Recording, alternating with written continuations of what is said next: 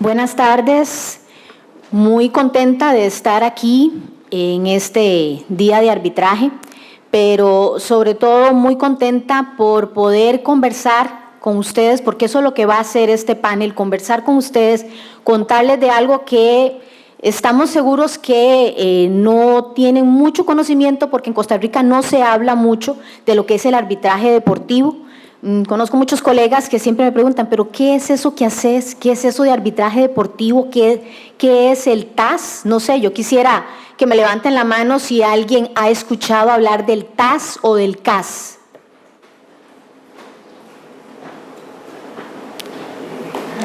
Bueno, esperaría que 3 personas nada más, y aquí habemos más de 3 personas. Entonces eso va a ser interesante porque van a aprender algo pues muy nuevo, algo que de verdad, por lo menos a mí me encanta. Tengo ya 12 años de estarlo haciendo, así que yo sé que les va a interesar muchísimo.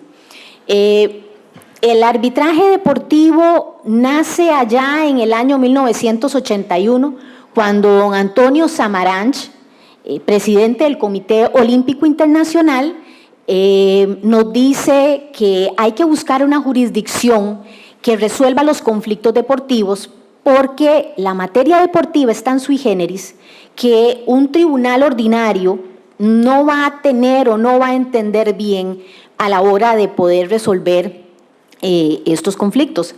De hecho, ahorita yo les voy a contar una anécdota que me pasó aquí en Costa Rica referente justamente a un tema que presentamos en los tribunales ordinarios laborales y un comentario que me hizo un juez una vez.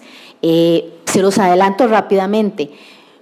Estábamos en audiencia, hablábamos de términos, de ventanas, de inscripciones, hablábamos de reglamentos disciplinarios, de FIFA, un montón de cosas que el juez, era una jueza, y ella me volvía a ver a la otra parte y yo decía, no está entendiendo nada, o nos va a ir muy bien o nos va a ir muy mal, porque en realidad de verdad que no entendía. Hicimos una pausa. Y ella insistía en decir que si no podíamos arreglar y que si no podíamos arreglar. Finalmente hubo un arreglo. Bueno, como dijeron al inicio, yo soy abogada de la Fede Fútbol. Llegamos a un arreglo y cuando ya se presenta el arreglo, ya se cierra el expediente y demás, me encuentro a la jueza y me dijo, mire, licenciada, usted no sabe lo que yo le agradezco que hayan hecho ese arreglo entre partes. Porque viera lo que era entender la audiencia de recibimiento de pruebas. Yo no entendía nada de lo que estaba pasando. Y ustedes hablaban y el estatuto de la FIFA, y el código de la FIFA, y el estatuto del jugador. Y yo decía, ¿pero qué es todo eso? Por amor a Dios, o sea, no sabía. Y de verdad, yo dije, o nos va a ir muy bien o nos va a ir muy mal, porque o está entendiendo todo o no está entendiendo nada. Entonces, la materia deportiva de verdad que no es los conflictos que se presentan, no, a pesar de que algunos son totalmente laborales, incumplimientos contractuales, jugadores y clubes, tiene un toque, una tinta especial. Y si los jueces no tienen ese conocimiento, la resolución tal vez no sea la más afortunada. Pero bueno, siguiendo un poco, si ustedes ven, sí, en pantalla, se habla de CAS o de TAS. Les explico por qué. Court of Arbitration for Sport, en inglés obviamente, y Tribunal Arbitral du Sport, que es en francés, es la denominación de la Corte Arbitral de Deportes y tiene los dos nombres en inglés y en francés porque, como les indiqué, fue creado por el movimiento olímpico.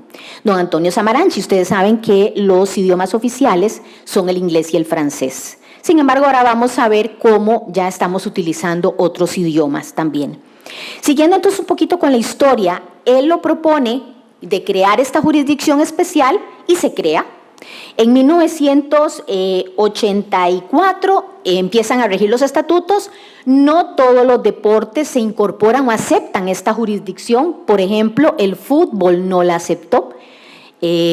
que no sé si a todos serán aquí muy futboleros o no, pero en el mundo es el deporte rey. Y para ese momento no lo acepta la FIFA. La FIFA continuaba con sus instancias donde hacían sus resoluciones y demás. Pero vamos a ver lo que pasa más adelante cuando la FIFA acepta esta jurisdicción, que para mi gusto, y creo, compañeros, que ha sido el despegue del TAS propiamente.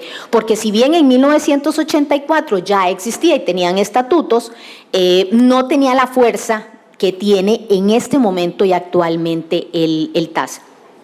Hay un dato importante. En 1992, un jinete, Elmar Gunder, interpone una apelación a una decisión del TAS ante el Tribunal Federal.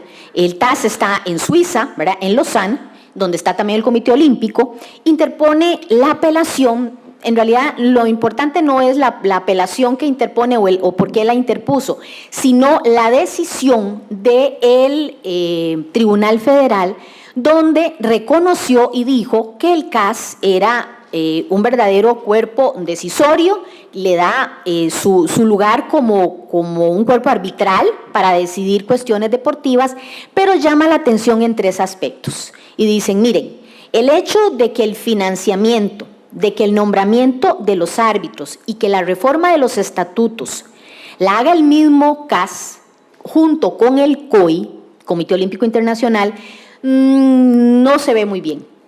Entonces eso obliga al CAS a hacer una sesión extraordinaria y en París, en 1994, crean el Consejo Internacional de Arbitraje del Deporte. Y este es el que se iba entonces a encargar, digamos, de una forma separada al CAS propiamente, a buscar el financiamiento, a nombrar los árbitros del TAS y hacer las reformas a los estatutos. Si podemos pasar los slides. No sé si de aquí no lo puedo hacer, ¿verdad? Si no tengo. Con el puntero que está en la mesa. Se lo llevaron. Sí, se lo llevaron, no lo veo, ¿verdad? No.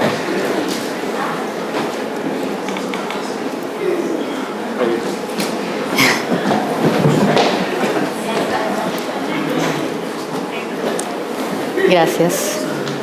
A ver, ¿y aquí cómo le hacemos? Ok. Aquí. Ok. Bueno, como les decía, aquí está don Antonio Samaranch, que la verdad todos lo conocimos. Bueno, no lo conocimos en persona, pero sí supimos que fue presidente del Comité Olímpico Internacional y que hizo una gestión extraordinaria en su época. Ahí está el jinete, Elmar, que fue el que propició que el Tribunal Federal Suizo hiciera este llamado de atención al CAS. Y entonces el CAS, a partir de eso, es que crea el ICAS el 22 de noviembre del 94. Estos señores que ven ahí son los señores del ICAS. Y les voy a decir cómo es que se nombra al ICAS. Son 20 juristas de todo el planeta.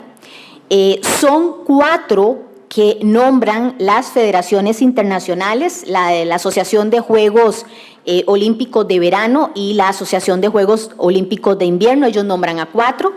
Luego están 4 que nombran los comités olímpicos nacionales. Luego el Comité Olímpico Internacional nombra a otros 4. Luego estos 12 nombran a 4 más que son quienes pues no salvaguardan, pero ese es el modo que se le ha llamado para los atletas o para ver la representación de los atletas dentro del ICAS. Luego estos 16 nombran a 4 más que son personas independientes, pero son del mundo del deporte, de cualquier deporte, ¿verdad? De todo, obviamente, los deportes que están en el Comité Olímpico Internacional. Entonces, así es como se integra el ICAS. Ellos entonces son los que hacen las reformas a nuestro código. Este código es muy simpático porque de un lado está en inglés y del otro lado está en francés, que son los idiomas oficiales. Así van todas las hojas de este código, que es en el que nos regimos. Y ellos también se encargan de buscar el financiamiento, que es entonces totalmente aparte del COI, que fue lo que señaló el comité, el Tribunal Federal suizo. Así empezamos a funcionar, empiezan a funcionar desde el año 84, existe un secretario general y luego están los abogados con los que nosotros trabajamos como árbitros, ellos son los que llevan los casos, digamos, materialmente allá en Lausanne. Existe también lo que es la parte quien lleva toda la jurisprudencia, porque como vamos a ver, estos casos, si bien pueden ser públicos, también las partes pueden pedir que sean privados. Cuando empezamos o me empiezan a mí a decir que hablemos y que hagamos un panel sobre arbitraje deportivo, yo les decía, miren, estoy segura que la gente tiene muy poco conocimiento de cómo funciona, cómo es. Y yo les propuse que con mis compañeros hiciéramos como una tertulia que fuera como más amena, como preguntas y respuestas entre nosotros, para irles introduciendo el tema e irles contando como en una historia cómo es que funcionamos. Lastimosamente 2 compañeros no pudieron acompañarnos, pero estos 2 colegas mexicanos que sí están conmigo, Ricardo, que lo conozco de hace muchísimo tiempo porque Ricardo también es árbitro del TAS. René, tengo el gusto hasta hace poquito de conocerlo, pero la experiencia de él como litigante en el TAS también les va a ser muy útil para ustedes. Entonces vamos a entrar así como en preguntas y respuestas que vamos a ir generando nosotros aquí mismo, y obviamente si a ustedes les sale alguna duda o consulta, pues en buena hora, y estamos aquí para hablarles y para contestarles, y que se lleven una idea, ojalá pues bastante clara, quizá corta. Yo sé que conocen muchísimo del derecho, del arbitraje internacional o el arbitraje comercial, y del deportivo muy poco, pero por lo menos que básico sí se puedan llevar en su retina y que lo puedan guardar, y bueno, si en algún momento también lo pueden necesitar, sería extraordinario. René, empecemos un poco, vos como litigante, ¿qué has visto de las ventajas a nivel deportivo del procedimiento y las ventajas del TAS? Muchas gracias, Margarita. Lo primero es muy buenas tardes a todos. Gracias por estar aquí y agradecer la invitación tan atenta de la Asociación de los Jóvenes Árbitros. Me encanta venir a Costa Rica y sobre todo reconozco muchísimo el trabajo que ha hecho la asociación para fomentar el arbitraje. Los felicito, lo tienen muy, muy bien montado. Y bueno, respondiendo a la primera pregunta para empezar con este conversatorio, el arbitraje deportivo, el sistema de arbitraje deportivo tiene muchísimas ventajas, pero por lo limitado del tiempo quizá me gustaría hacer énfasis en 4 aspectos que para mí son muy importantes. Y se los comento del que yo creo que es más importante, y así vamos, no porque el cuarto sea menos importante. Pero el primer aspecto es que para mí, y como hablando desde el punto de vista de las ventajas del sistema, lo primero es reconocerlo como sistema. El TAS es verdaderamente una jurisdicción especializada que se crea como necesidad para generar un orden, un ordenamiento global, uniforme y armónico para las necesidades específicas del deporte. Hay que entender, y Margarita hace un momento trajo a colación el término especialización y el término movimiento olímpico internacional. Creo que tenemos que poner en contexto el movimiento olímpico internacional, que el deporte mundial tiene sus propias especificidades y sus propias necesidades. Pensemos en que estamos hablando del mundo, estamos hablando en donde tenemos jugadores y atletas de diferentes sistemas jurídicos, de diferentes nacionalidades, y tenemos que generar un marco estándar y uniforme en donde convergen todas las idiosincrasias, todos los derechos y todas las distintas maneras de interpretar esas normas sustantivas, esas obligaciones, esos procedimientos. Con lo cual creamos o estamos en presencia de una red que puede ser bastante compleja. Y lo que queremos es, una de las razones por las cuales se crea el TAS es generar un mecanismo uniforme que responda a las necesidades de esa complejidad que presenta la realidad del deporte internacional. Entonces, para mí esa sería la primera ventaja, el tema de la especialización. Y aquí traigo a colación un comentario en un caso que ha sido bastante famoso ahí en toda esta historia de precedentes del TAS y del Tribunal Federal Suizo. Hay casos y hitos muy importantes, y uno de ellos es el caso, se le conoce como el caso Lasutina y Danilova. Hay una sanción a las deportistas, van a apelación, y uno de los motivos de apelación y nulidad que reclamaban era justamente la falta de independencia del TAS. Y el Tribunal Federal Suizo emitió un razonamiento que es tajante y que es, me parece importantísimo. Y dice que el TAS, es la Corte Suprema del arbitraje deportivo, es la Corte Suprema del deporte mundial, suficientemente independiente del COI y todas las características de los que ya nos habló Margarita. Pero esto a mí me parece muy relevante, porque para todos aquellos que creen, por ejemplo, en la lex mercatoria y el orden transnacional y esto, es la verdadera demostración de que existe un orden, un régimen y un sistema desvinculado de los órdenes jurídicos nacionales que se genera y que efectivamente es una respuesta para las necesidades de justicia, porque además es entendida como una justicia internacional del deporte, que se basa en el concepto de fairness, justicia y equidad. Para mí ese es el primer aspecto y esa es una de las primeras ventajas que nos otorga el sistema del TAS. La segunda, claro, y es un poco consecuencia, o es, no quiero ponerlo que fue primero el huevo o la gallina, pero es que una de las características del sistema del TAS es la manera en cómo se designan los árbitros. En el TAS sí se tiene muy claro que uno o es árbitro o es abogado. Y existe una lista en donde hay una serie de especialistas que tienen un conocimiento pleno de las necesidades de este esquema del deporte mundial, y eso garantiza a las partes que el que va a resolver la controversia de verdad que conoce del fondo de lo que se les está hablando.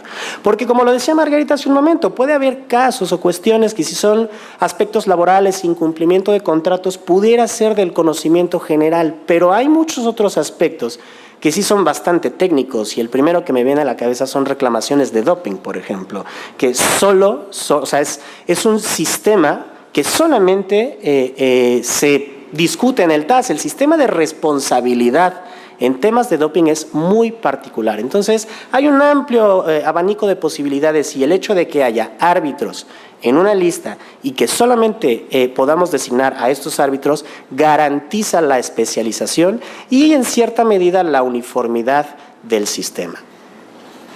La siguiente ventaja es que se trata de un procedimiento ágil. Ya de por sí el arbitraje presenta como ventaja que es un procedimiento ágil, eficiente, independiente, imparcial. Pero en el caso del sistema del deporte mundial es particularmente rápido.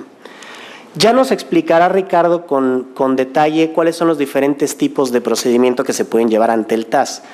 Pero hay tres, grandes grupos. Puede ser como jurisdicción ordinaria y entonces se lleva el arbitraje frente al TAS. Y según la estadística del TAS, un arbitraje puede durar entre 6 y 12 meses. Hay algunos procedimientos expeditos que, por ejemplo, se utilizan en comisiones ad hoc en Juegos Olímpicos, que pueden tardar 24 a 48 horas. Y el TAS también puede funcionar como tribunal de apelación, unos 3 meses más o menos. ¿Y esto por qué? Porque la vida útil de un atleta es bastante corta. No podemos pasar años litigando una cuestión. Imaginemos una sanción que se le impone a un jugador y está inhabilitado para continuar con su actividad. No podemos pasar 4 años litigando para ver si le quitamos o no la sanción. 4 años en la vida útil de un atleta es una barbaridad. Perdona, recuerden el caso de Suárez. O sea, Suárez en realidad fue el mundial, rapidito las apelaciones, rapidito se decide, continúa suspendido, pero fue, un proceso bastante corto. Claro, absolutamente. Hay un caso que a mí que me ha llamado mucho la atención. Un caso en los Juegos Olímpicos de Salt Lake City, Juegos de Invierno, ¿no? El caso de Troy Billington. Y es un atleta que se dedicaba al bobsleigh, ¿no? Esta bajada en el túnel de hielo. Y por alguna razón se le declara la inelegibilidad. O sea, el tipo no podía participar en la competición. Estamos hablando de Juegos Olímpicos. El tipo llega un lunes y la competencia es un viernes, un jueves. Entonces, le determina a la federación que no puede competir. Y entonces, ¿qué pasa? Necesitamos una resolución rápida. Porque si se decide que sí puede participar, 1 o 2 días de entrenamiento pueden ser la diferencia. En este caso, se presenta viene la emisión de la imposibilidad para competir. Y el atleta impugna esa decisión. Presenta su solicitud, por ahí tengo la fecha. La competencia era 20 de febrero. Y el 17 de febrero, 3 días antes, a la 1 de la tarde, se presenta la impugnación.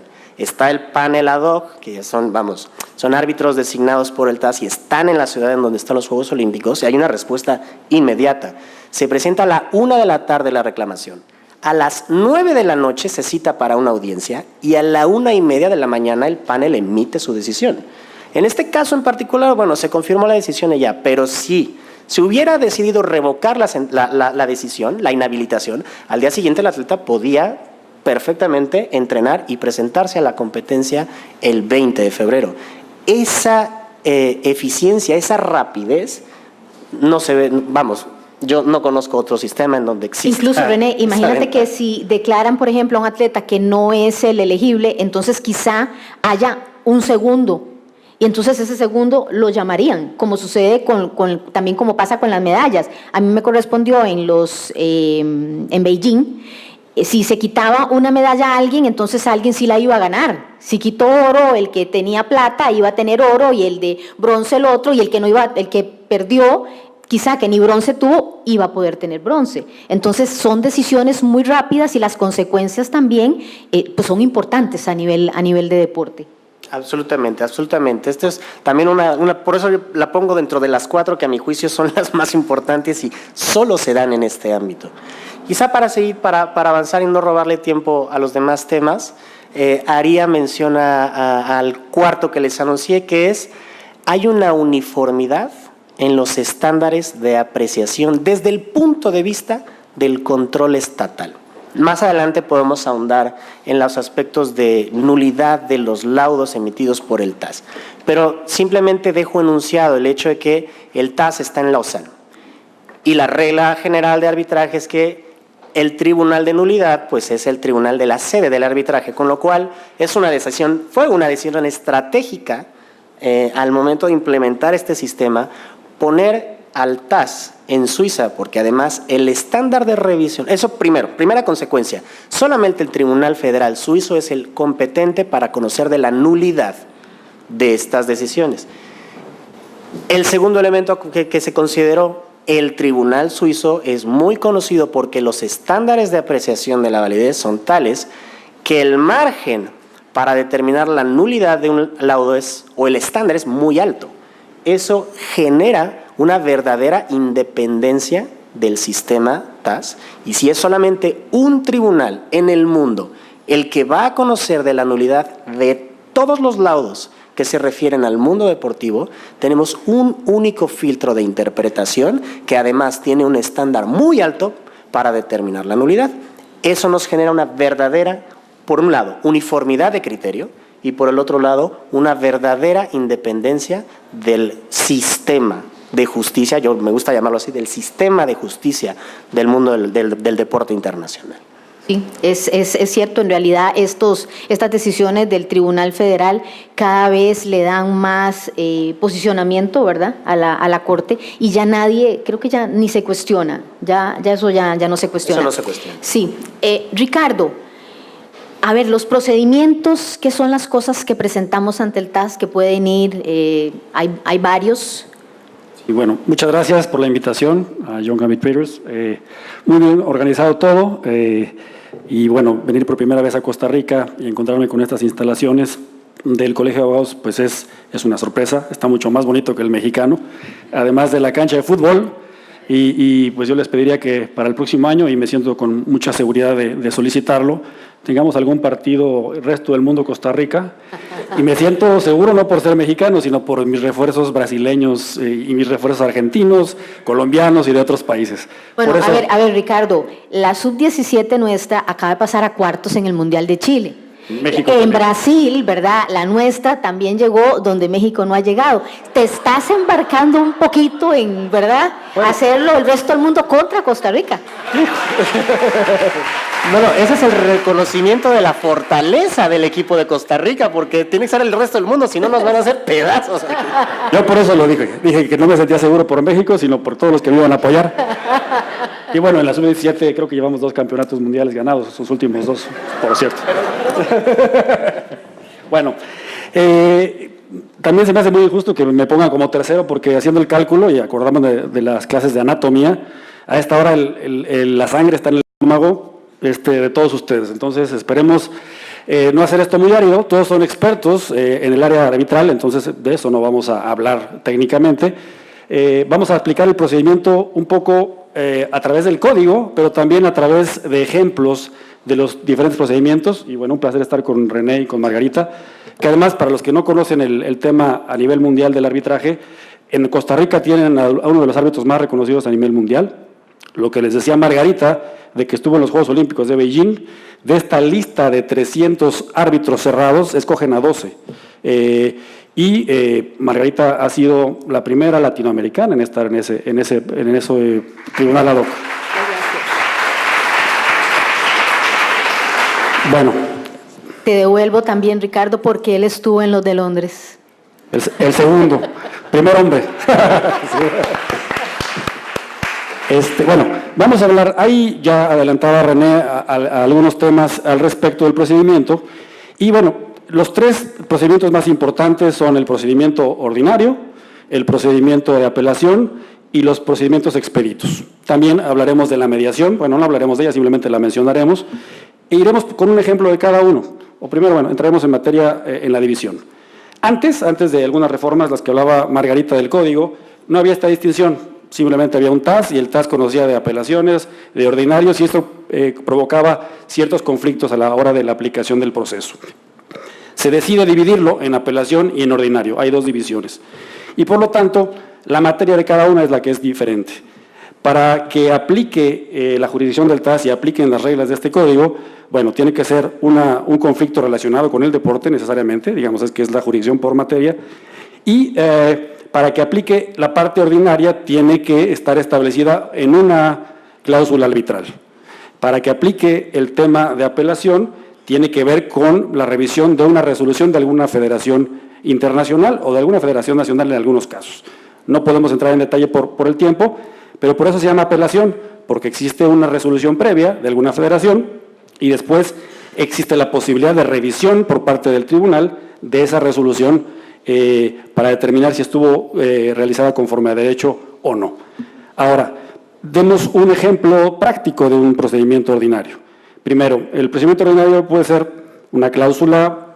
Hace poco, como 2 años, resolvimos un caso que era un club mexicano que había sido demandado por un vicepresidente de un club mexicano. Este vicepresidente era un argentino y había una cláusula arbitral en el contrato laboral de ambas partes. ¿Ok? Entonces, el primer elemento importante, como ustedes saben, en el ámbito del arbitraje, es que exista una cláusula arbitral. Esta cláusula tiene que tener una forma específica, en realidad tiene que estar por escrito, no necesariamente tiene que estar firmada, puede ser a través de correo electrónico o a través de otros medios, de acuerdo a la ley subsidiaria en estos casos, que es la PILA, que después quizá nos hablará René. Y bueno, básicamente tiene que tener una forma de la cual se desprenda que realmente existe la voluntad de las partes de someterse al arbitraje. Existiendo esta cláusula, normalmente es importante que se determine cuántos árbitros van a ser parte del panel. Existe la posibilidad de que sea un grupo de 3 o que sea un árbitro único. Las partes obviamente pueden determinar conforme a su voluntad cuál es. Se lleva este procedimiento, existe una demanda en base a ese contrato. Perdona, Ricardo, ¿y qué pasa si una parte quiere un tribunal y la otra un árbitro único? Normalmente lo hacen para bajar costos, pero ¿qué sucede? ¿Quién resuelve? En el ordinario tienen que ir a la cláusula arbitral en primera instancia. Si la cláusula arbitral establece que son 3, tendrán que ser 3. Si establece que es árbitro único, tendrá que ser 1. Si no se establece nada, se recurrirá primero a un posible acuerdo entre las partes, ya durante el procedimiento. Y si no, hay un presidente de la división ordinaria dentro del TAS que decidirá si son 3 o es un solo árbitro. Uno de los criterios que el propio código establece es que si lo solicita la parte demandante y la otra parte no ha pagado el avance de costos, podría determinarse que sea un árbitro único, pero también pueden tomarse en cuenta otras circunstancias del caso para hacer esa determinación. Ahora, se presenta esta primera solicitud de juicio ordinario arbitral, se presenta un muy sencillo documento en el cual se establece qué es lo que se está pidiendo, cuál es la base de la cláusula arbitral, del acuerdo arbitral, y se dice si existen 3 o un árbitro, si está pactado, y se nombra al árbitro de esta lista que les estoy diciendo de una de las partes. Después, la otra parte tiene la posibilidad de decir si es un solo árbitro 3 y de fundamentarlo. Si se decide que son 3, cada parte nombra a su árbitro y al final, entre los árbitros, como es común en el arbitraje comercial, establecen quién es el presidente, lo cual es diferente de la apelación. Ahora, en este caso que les digo, hubo un problema. Las partes no establecieron el derecho aplicable y en materia ordinaria la regla es que si no se establece el derecho aplicable será el derecho suizo. ¿Por qué? Porque el tribunal está establecido en Suiza. Entonces, esto puede ser un problema técnico bastante importante y es el por qué le estoy hablando de este caso. Porque en este caso las partes no dijeron nada y era un tema eminentemente laboral, donde la relación laboral se había dado en México, donde todo se había dado ahí, pero no habían acordado el derecho aplicable. Al final, y esto no les gustó a ninguna de las dos partes, pero así fue, porque además no acordaron, el derecho que se tuvo que aplicar por parte del panel fue derecho suizo para regular una relación de tipo laboral que siempre se desarrolló en México. Y las consecuencias económicas de eso fue regulado por ello. Este es un primer punto. Es importantísimo, como ustedes lo saben, pero quizá en el ámbito del deporte no se sabe tan bien, establecer el derecho aplicable en una cláusula arbitral, más cuando se trata de derecho del tema ordinario. A final de cuentas, en este procedimiento se determinó que el club había hecho un despido injustificado y también es un tema sui generis que existe un caso laboral que se lleva a través del arbitraje, pero se da y ya platicamos las ventajas. Habría mucha discusión, pero simplemente lo voy a decir rápido. Y se determinó el pago de una indemnización bastante grande de parte del club al vicepresidente. Un segundo tipo de procedimiento es el de apelación. Este es el más concurrido y es donde más trabajo tiene el tribunal, y más con el fútbol. Margarita adelantó que al principio el fútbol no era sujeto a apelación. La FIFA en el 2002 establece al TAS como el órgano de apelación. A partir de ahí se triplicó el trabajo del TAS y actualmente estamos en el caso número 4000 en toda la historia del TAS. En el último año se han resuelto están en proceso 400 casos aproximadamente, únicamente por este año, de los cuales el 60% son temas o 70% de fútbol, el otro 20 o 25% de doping y los otros son pequeños casos aislados. Bueno, el tema de apelación, ¿qué es? Bueno, una federación tiene que tener en sus estatutos la remisión al TAS como órgano de apelación. La mayoría de las federaciones internacionales del mundo tienen al TAS como ese órgano de apelación. Y quiere decir que si hay una resolución última, donde ya se agotó todo dentro de la federación, la parte afectada puede apelar dicha resolución de la federación ante el TAS. Y el TAS puede conocer el asunto ex novo, puede analizarlo completamente como un nuevo juicio. Esto es importante porque es una particularidad. y puede escuchar y puede recibir pruebas, etcétera. ¿Cuál es la diferencia básica con el procedimiento ordinario? Las partes también escogen a su árbitro de esta lista, pero el tribunal es el que designa al presidente de ese panel, no los árbitros. Y se lleva un procedimiento también muy parecido en los dos, donde hay ciertas cuestiones diferentes. Les voy a marcar lo más importante, es el derecho aplicable. En el caso del ordinario, el derecho aplicable es el de las partes o derecho suizo. En el caso del procedimiento de apelación, donde ya hubo una resolución en una federación y se llevó a cabo un procedimiento muy específico, el panel arbitral tiene que aplicar primeramente las regulaciones de esa federación, por encima del derecho establecido por las partes. En forma subsidiaria, el derecho establecido por las partes, y después puede aplicar el derecho del país en donde está establecida esta federación deportiva. Es diferente, como ven, en los casos de ordinario y de apelación. En el caso de las ejecuciones, en ciertos casos también tiene su relevancia. Ya René nos platicará, porque en materia deportiva hay dos vías de ejecución. Se puede la ejecución a través de la Convención de Nueva York, la típica comercial, pero también por la vía deportiva, que a veces es más efectiva, y ya nos platicará.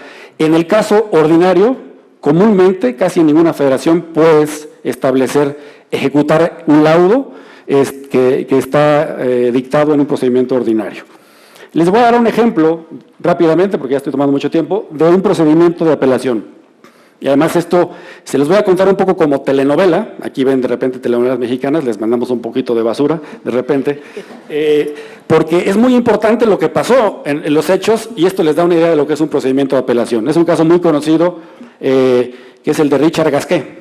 Richard Gasquet, un tenista francés que reside en Suiza, que un día, hace ya varios años, iba a jugar tenis, en el abierto de tenis de Miami.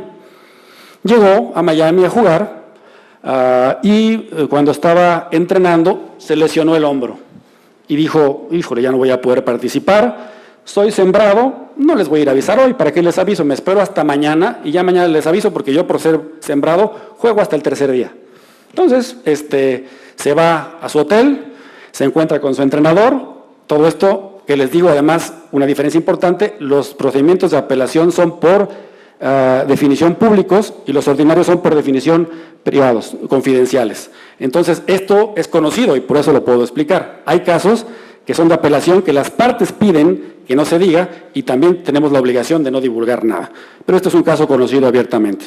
Entonces, se va a su hotel y dice, pues me voy a ir de fiesta, estoy en Miami, qué mejor que organizar algo. Entonces le dice a su entrenador, vámonos de fiesta. Se van a un restaurante italiano y se van con otro tipo ahí, amigo del entrenador, que se llama Mr. Champion.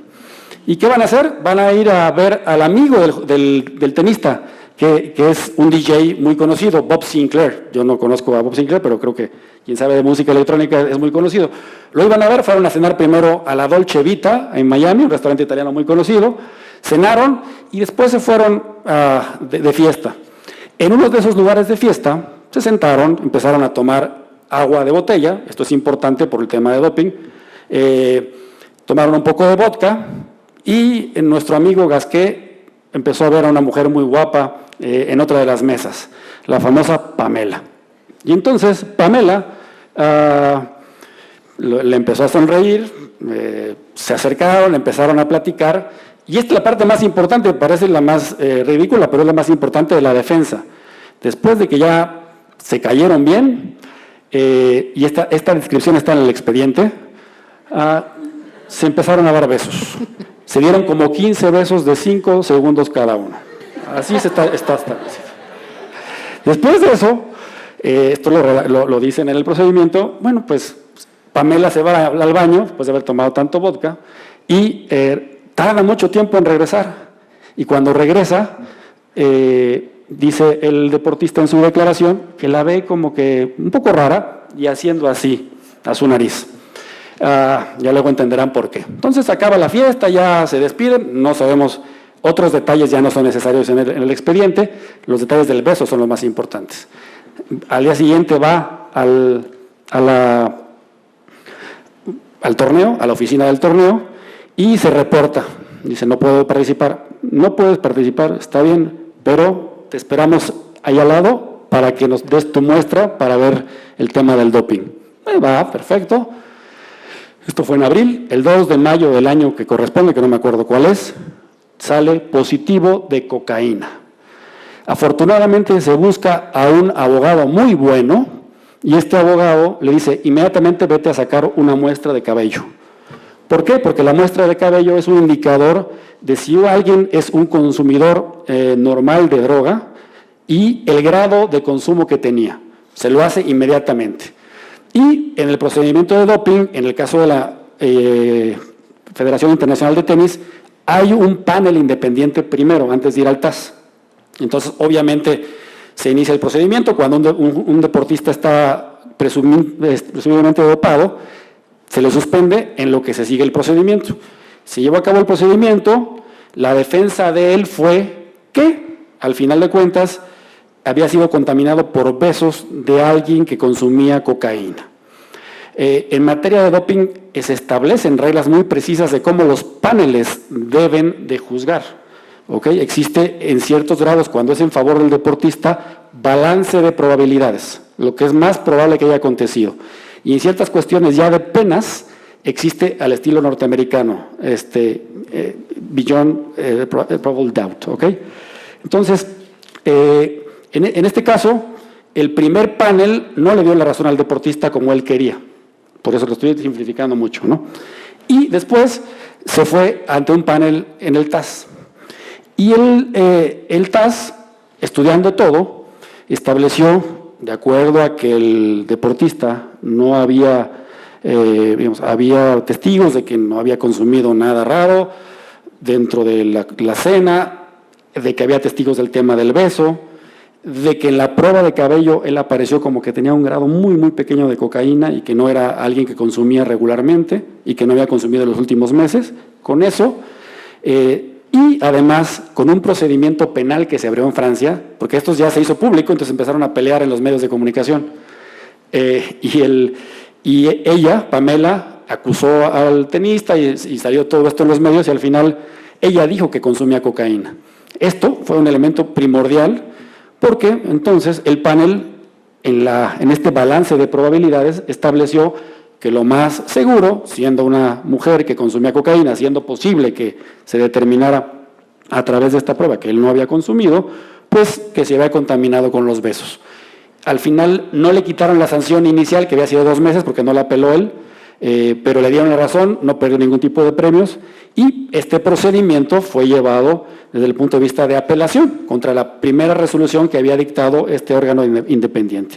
Y rápidamente, los casos estos rápidos de los que ya se mencionó, no como el tema olímpico, sí, son finalmente para resolver temas urgentes. Hoy el TAS acaba de mandar un boletín de prensa.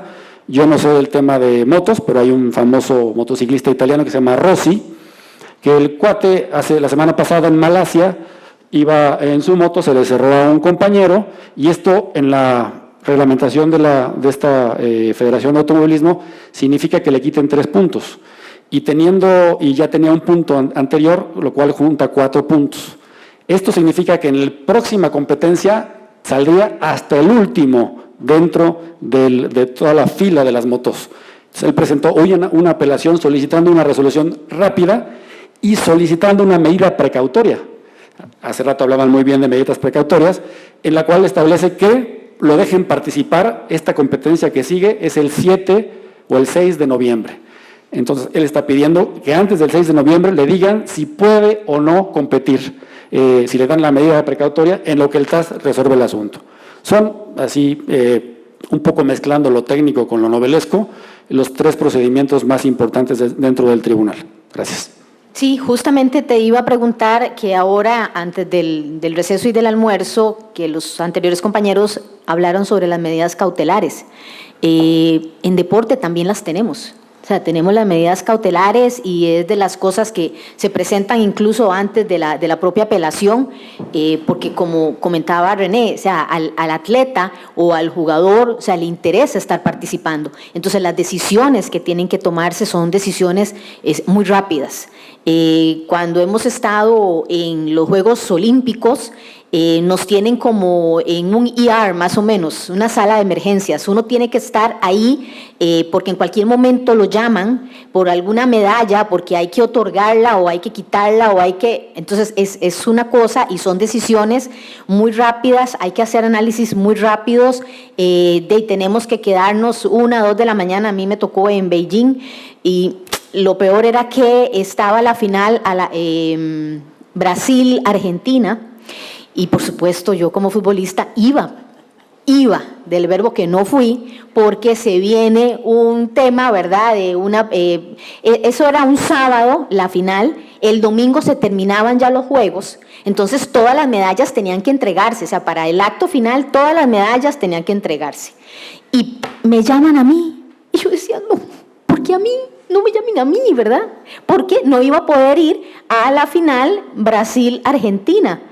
Me llamaron a mí, igual tuve que ir, pasamos todo el sábado, terminamos como a la 1 de la mañana, mientras se redactaba y demás, porque ya para domingo, para la clausura, se daban las medallas que se tenían que dar, asignar o no, y el que tuviera la de bronce, y ese fue bastante enredado, porque entonces perdió oro, entonces el de plata ganó el oro, el de bronce ganó, y entonces quien de bronce, que el que había quedado fuera, que no tenía bronce, obtuvo bronce. Entonces fue bastante conflictivo y yo me perdí la final de fútbol olímpica, pero bueno, así nos tienen en esos juegos ad hoc, cuando nos nombran árbitros, y de verdad somos 300 y de ahí escogen solamente 12, entonces la verdad que ha sido un honor, bueno, para mí, también para Ricardo, que nos hayan designado en esos juegos.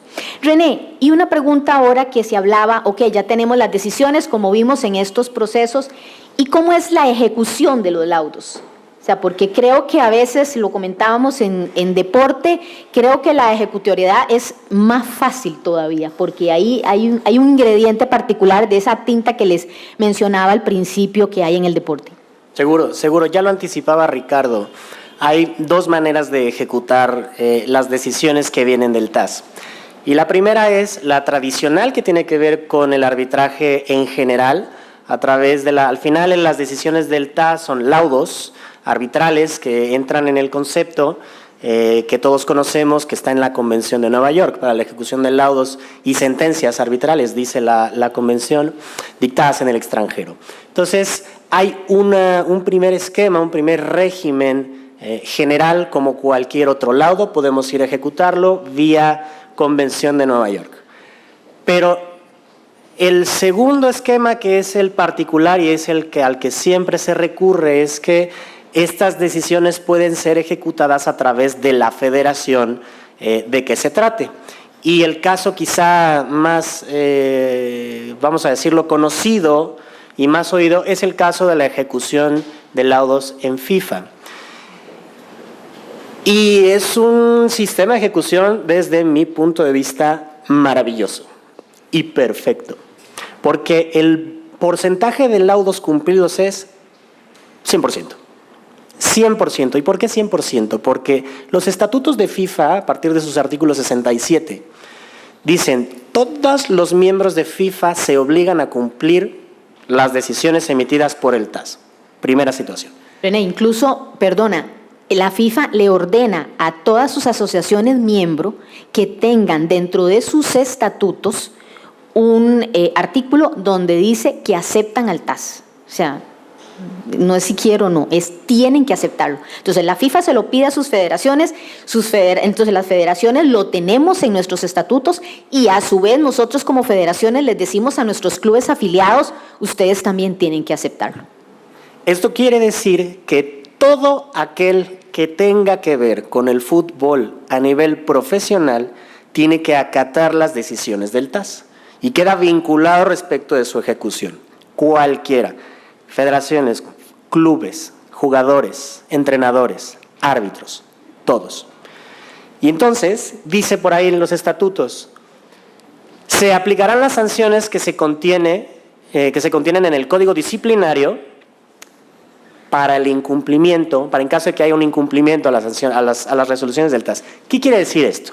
Quiere decir que si tenemos una reclamación entre un club y un jugador por una ruptura de contrato y el jugador demanda al club y le gana al club y el club sale condenado a pagar X cantidad, FIFA notifica la ejecución y le dice al club: tiene usted determinados días para cumplir y pagar este laudo, y si no, se va a hacer acreedor a las sanciones disciplinarias que están en el código. ¿Qué quiere decir? No paga usted en ese término y no le programo partido, o le bajo los puntos necesarios para que empiece en segunda división, pierde sus derechos televisivos, pierde sus patrocinios, al día siguiente la notificación está el pago hecho, ¿no? Esa es la virtud, la gran virtud del sistema de ejecución por lo que hace a FIFA. Incluso, a ver, es el artículo 64 del Código Disciplinario de la FIFA, que la FIFA tiene, si alguien tiene legislación, es la FIFA, todo, lo regulan, todo. Que a veces no funciona es otra cosa, pero somos las organizaciones de humanos, entonces a veces algo falla. Pero en el 64 lo dice: el que no pague o no lo haga íntegramente a otro, por ejemplo, a un jugador, a un entrenador, a un club, o a la FIFA, la cantidad que hubiera sido condenado, o por una decisión del TAS. Aquí ellos también lo establecen, entonces habrá una multa económica por el incumplimiento, aún así ahí se les concede un periodo de gracia, la FIFA les da un periodo de gracia, aunque la deben, le dicen: bueno, mira, te vamos a dar un chance de 15 días para que haga, todavía hay un chance más. Si no, entonces ahí si son los clubes, pueden perder los puntos, pueden descender de categoría, etcétera. Si son los jugadores, entonces quedan inhabilitados para jugar hasta tanto no hagan ese pago debido. Por eso el esquema es 100% de cumplimiento. Y este es también hay un candado también que tiene el sistema TAS, porque hay una prohibición para todos sus miembros de recurrir a tribunales nacionales bajo la pena de desafiliación, con lo cual siempre nos quedamos dentro del mecanismo de ejecución de FIFA por la prohibición de recurrir a tribunales ordinarios y por lo eficiente del mecanismo. Ahora, en este tema de ejecución de laudos, creo que también, y si tenemos un momento. Ya casi no. Ya casi no. Entonces igual, si quieres dejo la decisión para seguir. No, puedes hacerla y después, no sé, si tenemos un chancecito si tienen preguntas para. Mejor dejamos las preguntas. ¿Lo dejamos para preguntas? Ok. Bueno, muchísimas cosas podríamos contarles más, anécdotas y jurisprudencias, de verdad que muy interesantes, algunas chistosas o novelescas, como nos cuenta Ricardo, pero quisiéramos, bueno, también oírlos, si ustedes tienen alguna consulta o alguna duda de lo que les hemos hablado así someramente, estamos a sus órdenes. Perdón, vamos a habilitar el espacio de preguntas, estamos un poquito contratiempo, entonces muy concisas, por favor, y puntuales. Tenemos posibilidad de ver 2, 3 preguntas dependiendo de si son puntuales. Tal vez si me levantan la mano para tenerlos claros. Una. ¿Alguien más? Entonces tenés un poquito más de chance. Sí, es una pregunta más o menos. Bueno, desconozco completamente el tema y me parece muy interesante, pero me quedan muchas dudas que supongo se deben a mi desconocimiento total. Me parece que funciona más, o lo estoy comprendiendo más, como una jurisdicción, más que un arbitraje, como lo entiendo. Una cláusula arbitral yo la entiendo como que pactamos, que en lugar de irnos a juicio vamos a nombrar un árbitro. Sobre todo ahorita que mencionaba la desafiliación y esta obligación de estar sometido al TAS, entonces no sé si más bien esto está funcionando como una jurisdicción específica para temas deportivos, más que como una resolución alterna de conflictos. No sé si si me estoy dando a entender. Yo entiendo, por ejemplo, que un presidente, el Saprissa quiere contratar a alguien, entonces tienen un contrato laboral, y entonces yo puedo poner una cláusula que si tenemos una discusión respecto a los términos, vamos a ir a un arbitraje. Eso lo veo un poquito más claro. Tal vez en temas de doping lo veo todavía menos claro y más como una jurisdicción que como un medio de resolución alterna de conflictos, que es como entiendo el arbitraje en términos comerciales. Entonces, tal vez por ahí. ¿Quién? Gracias. ¿Quieres tú? Si quieres. Es decir, sí, de alguna manera tienes razón en una parte. Bueno, estoy de acuerdo con una parte de lo que dices. Esta división, la división en la parte ordinaria es mucho más arbitral. En la normal está una cláusula arbitral y hay un acuerdo entre las partes. Puede ser cualquier cuestión relacionada con el deporte. Hace poco, en un X país, vino una demanda de una federación internacional porque ese país dejó de organizar un evento y había una pena convencional de $20 millones. Y esto cayó en la vía arbitral al TAS porque así lo habían establecido, un tema 100% comercial, pero deportivo. En el caso de la apelación, donde hay una resolución previa, pues si bien quizá la estructura puede ser como una jurisdicción independiente, sí también puede llegar a ser un medio alternativo de resolución de controversias que quizás se lleva como una jurisdicción, pero bueno, toda la idea, cómo se lleva el proceso, es un proceso arbitral. ¿Y por qué puede ser alternativo? En el caso laboral, y eso lo digo rápidamente porque yo soy laboralista y el shock al principio fue muy difícil, en el caso laboral casi todas las jurisdicciones nacionales establecen que no puede ser arbitrable cualquier controversia de esa índole. Y en el ámbito deportivo, al final en la práctica lo son. Y las partes recurren a veces con mucha más eficacia que ante los tribunales laborales. Si al final el deportista no está de acuerdo con esa resolución arbitral, quizá todavía pueda recurrir a la justicia ordinaria, es la realidad. ¿Por qué? Porque muchas justicias laborales no reconocen a esta parte y aunque se gastaron aquí, esta tiene que juzgar, ¿no? Lo que pasa es que la particularidad del deporte es lo que permite quizá hacer esto y que en realidad difícilmente un jugador o un club se va a ir a otra jurisdicción, aparte de que obviamente por la situación que tenemos, la FIFA permite, en realidad, bueno, no sé otras disciplinas, pero en fútbol la FIFA permite que en materia laboral y materia penal las partes se vayan a los tribunales ordinarios de sus países, eso se puede, pero a nivel laboral para los jugadores es mejor hacerlo, sobre todo cuando hay una dimensión internacional. ¿Qué quiere decir eso? Un argentino jugando en Costa Rica. Entonces es mejor irse a la FIFA, a la Cámara de Resolución de Disputas de la FIFA y luego apelar ante el TAS a esta división de apelación que hacer todo el otro proceso. Es un mix. Recuerden cuando Samaranch les conté, su idea era crear una jurisdicción especial, tal vez él no supo el nombre en ese momento, pero así especial para el deporte por lo sui generis que es. Me parece profundísima tu pregunta y voy a lanzar mi idea y cada que la expongo me agarran como piñata, pero no me importa, la voy a lanzar. Para mí, arbitraje es jurisdicción, porque el concepto de arbitraje, a pesar de que se entiende como un mecanismo alterno, desde mi punto de vista, el árbitro en cualquier materia que sea arbitraje, ejerce una función materialmente jurisdiccional. Entonces, yo soy de la idea, yo soy un fiel creyente de que el arbitraje es un mecanismo jurisdiccional y no hay ninguna razón por la cual distinguir los efectos de una decisión de un tribunal nacional o de un arbitraje en cualquiera de sus manifestaciones, comercial, de inversión o deportivo. Porque creo que todos estamos de acuerdo en que un laudo tiene efectos de cosa juzgada. Y un ejemplo de esto, en el último tema que me tocó participar, había una discusión respecto si a un laudo emitido por la Cámara de Resolución de Conflictos de una federación nacional versus un laudo que versaba sobre la misma materia, partes y objeto, causa y pretensiones, llevado ante el organismo internacional de FIFA, que a su vez llegó al TAS en apelación. Al final teníamos dos laudos contradictorios, uno de la Federación Nacional, otro del TAS.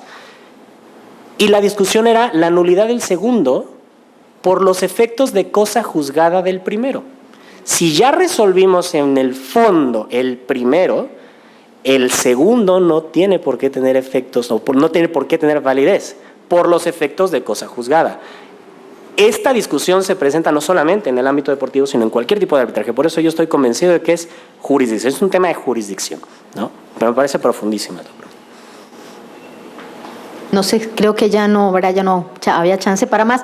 Bueno, espero que de verdad tanto Ricardo, René como yo hayamos sido pues claros en qué es el arbitraje deportivo. Es un mix, es bastante particular, de verdad que sí lo es, pero que les haya quedado un poquito claro y que ya puedan salir de esta sala contando que hay un arbitraje deportivo que tenemos, que está en Suiza, más o menos cómo es el procedimiento, y que ya sepan un poquito más sobre este tipo de arbitraje. Muchísimas gracias, de verdad que ha sido un honor estar aquí. Agradezco muchísimo a todos los organizadores también por haberme elegido como moderadora y a mis compañeros de mesa también. Buenas tardes.